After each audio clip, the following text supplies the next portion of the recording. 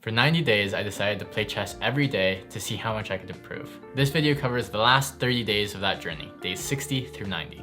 Coming into day 60, I had a really bad mentality and a really bad outlook on this chess process, and I knew that needed to change. I decided to try and change that mentality by making a change in my time control that I was playing. Up until this point, I'd been playing rapid, which is 15 minutes that you have to play and you get a 10-second increment every time you move. So really, you have enough time to think about everything very thoroughly. I wanted to change things up, so I changed and started playing Blitz, which is a much faster variant, so you don't really have as much time to calculate lines. And I decided as well to start playing gambits. A gambit is an opening where you purposefully give up a piece in order to have an advantage in positioning. And oftentimes it's paired with traps that you can set for your opponent. So this seemed like a really fun way to try and kind of have fun with this process, make the games faster so I didn't think as much, and play some riskier plays that could lead to really fun games. The idea seemed sound, and sure enough, I was able to play more games every day. Unfortunately, I was even worse at Blitz than I was at Rapid, and I realized very quickly that this process was going to be hard. So I've been playing a lot of Blitz chess recently, and I've realized quickly I'm not very good. I'm actually really bad at Blitz chess, and I don't really enjoy it a ton. It kind of reminds me of when I was in like elementary school and I had to do timetables, and I was always really bad at that. So my teachers thought I was bad at math because I was super slow at timetables and addition tables. And then once we moved away from that, they realized I was actually okay at math. I just don't think very quickly, don't calculate and process very quickly. And I feel like that's what Blitz is. It's a lot of really fast calculations of lines. So after a couple of weeks of bringing my rating down to below 1,000, I am going to go back to Rapid and see if I can get better at that. For reference, my ELO for Rapid games was around 1,200, and my ELO for Blitz games was around 900 and dropping. I decided to go back to playing Rapid because I wasn't really being outsmarted anymore. Rather, I was just giving away all my pieces non-stop. I would just give away my queen randomly because I felt this time pressure and I wouldn't think about what I was doing. Around this time, Queen's Gambit came out on Netflix and I binged the entire show in one day. I loved it. It was interesting to watch Beth Harmon, the protagonist of the show, play chess. She cared a lot about winning and hated to lose, but more than that, she loved chess. Not just playing chess, but thinking about chess and studying lines and reading books. And that's something that I'd never done. So I decided to give it a try. I was really interested by her passion in it, and I started watching YouTube videos and reading about different openings and studying the lines, and I had a lot of fun. I started learning different openings. An opening in chess is just how you move your pieces at the beginning. You can really move any piece you want, but there are given lines that are played very frequently. So I started looking at those, and then the defenses people play, which is usually as black. When you see an attack, then there's a lot of lines you can play to defend it. So I began learning each of these lines and exploring what would happen if I played certain moves and how my opponent would respond, how I would respond if a different person played these moves. I wasn't playing as much chess, I was really just studying the chessboard. And when I did play chess, I started playing my favorite defenses and my favorite attacks. I started playing King's Gambit, which is really fun. You essentially give up a pawn on your king's side to try and have a positional advantage. And when I was black, I would play Stafford's Gambit, which is a pretty sketchy play, but you're giving up a pawn and trading a knight for apparently nothing, but very quickly there are so many traps that you can set for your opponent, and it leads to really fun and quick games. My chess journey became more exploratory rather than competitive. I started playing against computers a lot and also just looking at Stockfish. And if you don't know, Stockfish is a chess engine that tells you what the best moves are and how each move affects your chances of winning the game. I watched a lot of YouTube videos explaining different games and just watching chess streamers. And although my ELO didn't change very much because I wasn't playing as many games, I was really enjoying chess and I was having a lot of fun just exploring the possibilities of the chessboard. This chess journey has taught me a lot about myself. I've learned that I'm not very good at competing with others. I think I have a pretty bad attitude when it comes to that, and that's something I should probably continue working on. Should have seen that coming. All right. I hate losing. But it taught me that what I really appreciate is competing with myself, like trying to explore things for my own gain rather than to compare myself to others, which is something that I think is healthier for me at least.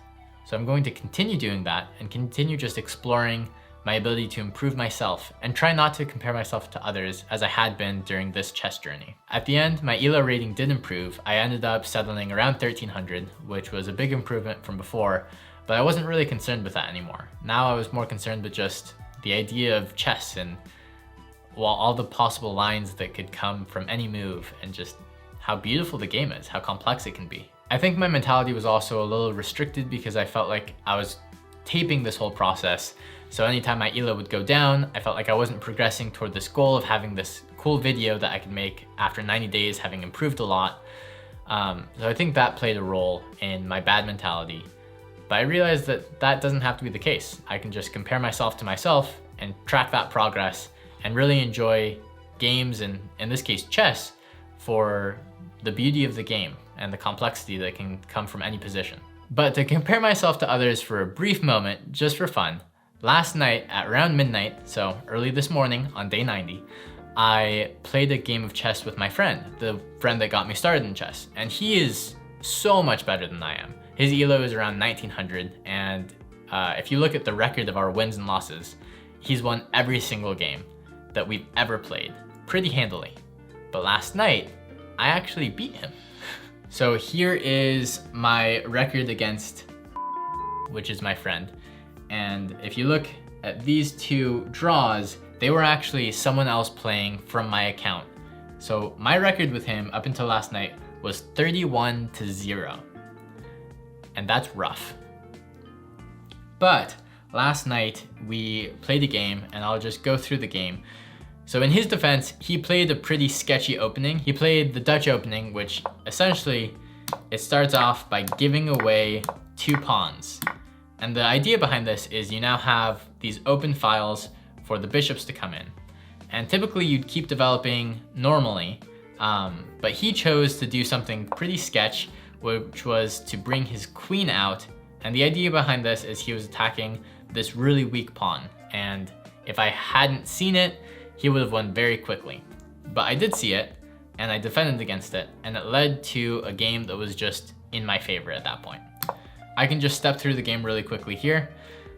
So right here I play a move which forks his bishop and his queen, and the advantage with the Danish, it's called the Danish. So he played the Danish gambit, not the Dutch gambit. The advantage of the Danish is you have these 2 really strong bishops that are looking down open files and attacking your king. But by playing this move, I knew I would trade off one of the pieces unless he wanted to give up his queen, which he didn't want to do. So I got rid of his bishop, and I was already up 2 pawns. So from here, it was just a matter of trying to trade and control the board as much as possible.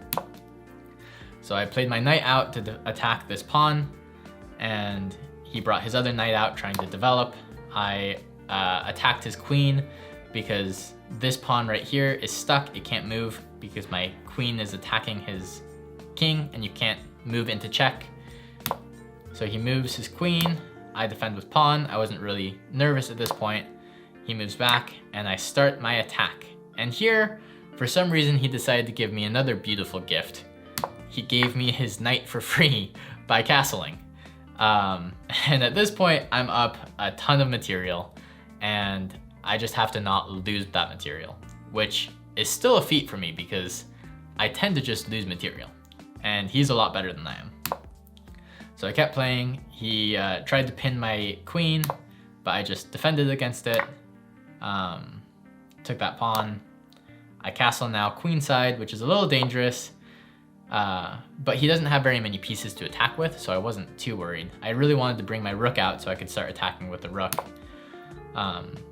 I bring my knight out to this position, and this is a position that I like a lot. I get this position a lot when I play Stafford, where you have your knight looking at this king that's been castled on the king side, and you have your queen that's gonna come in here and just cause some mayhem. So I wasn't sure it would work, but I decided to try it out. So I moved my queen in, and he defends. I take with check. My knight is being protected by this bishop, so I feel fairly comfortable just leaving him out. Yeah, so here I actually have this free knight. So he moves, and I get the knight for free, putting him in check. So he can't do anything about it. He has to move away from check. He defends, and I can't find a good mate, so I take the rook, and now I just traded the rook for a bishop, which again is good for me. Any trade at this point is really good for me because I'm up a lot of material. I move back to try and come up with a new attack, and at this point the game is pretty much over. I can put him in checks pretty perpetually, which is what I do.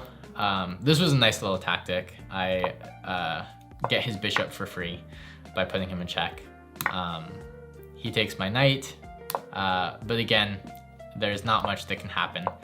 Right here I got a little nervous because both my rooks were attacked, but I realized if I moved here, he couldn't move his queen, so he would have to take, and then there wasn't really an attack that would make much of a difference. So this is where he resigned. And for the first time ever, I beat my friend at a game of chess. Now, I think this game was 1 in 100, but it was still a fitting way to end the 90-day journey.